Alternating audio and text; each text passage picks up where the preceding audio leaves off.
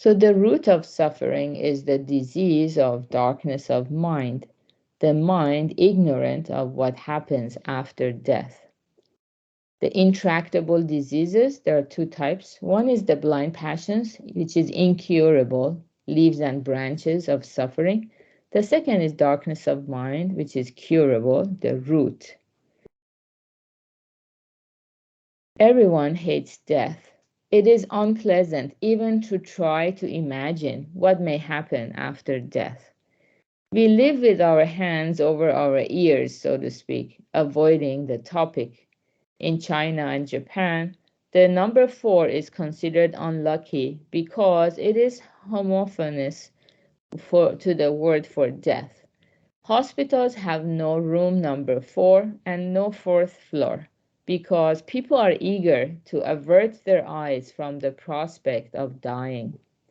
A straight-on confrontation with death itself would be too terrifying, and so instead we battle illness and environmental problems. Our fear of nuclear war or earthquakes or cancer is based ultimately on the threat of death. The German-American theologian Paul Tillich wrote in The Courage to Be that human beings cannot stand the naked anxiety of death for more than a flash in time. But where is the daily reality of our lives headed? Life is a one-way street.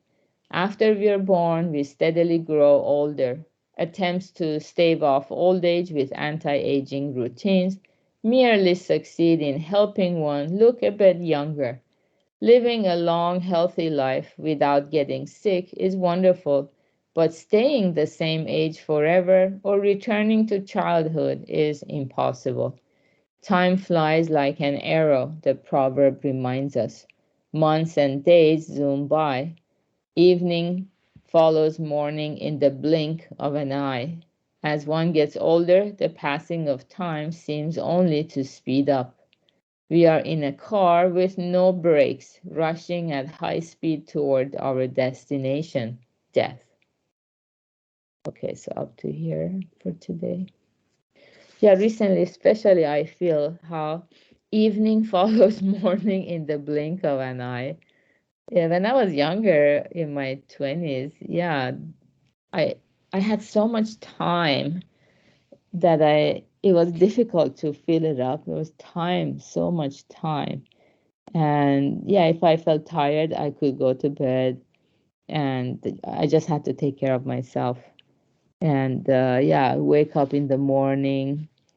It didn't feel this way in my 20s, but now, yeah, I feel like evening follows morning in the blink of an eye. Maybe we wish we could sleep a little bit longer or rest a little bit longer. We feel so grateful when we go to the bed at night, but before we know it, the alarm goes off or we just wake up naturally. This is very mysterious time, how it feels, you know, to each one of us.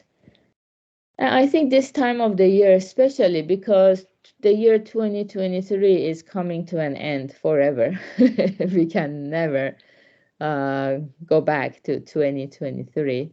It's a very spiritual time of the year to reflect and realize how swiftly time is moving forward. Nobody has the power, no matter how many billions of dollars they have, they don't have the power to stop the effects of time or change the passage of time. Yeah, so the only way not to have anxiety or depression is if we believe we lived a good life, or good life is very abstract. How do I live my life today? Yeah, how much do I look back or self-reflect when unpleasant blind passions arise?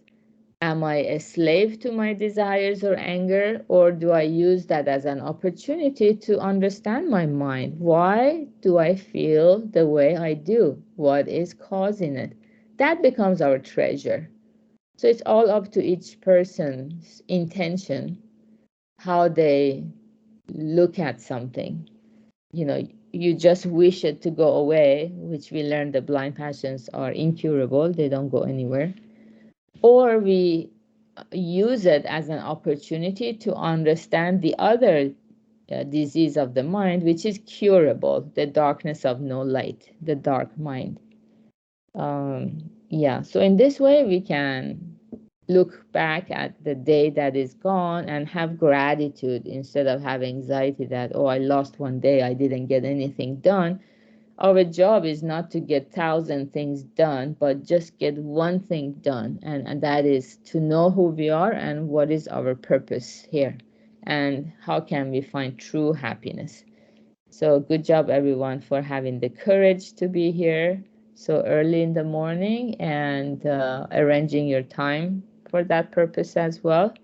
And have a wonderful Sunday. We will have our Buddhism for newbies at 7 a.m. Pacific time, and have a wonderful Sunday. Bye. Thank you. Happy New Year. Yeah, Happy New Year. Thank you. You too. Bye, Stan. Good to have you with us for the whole year.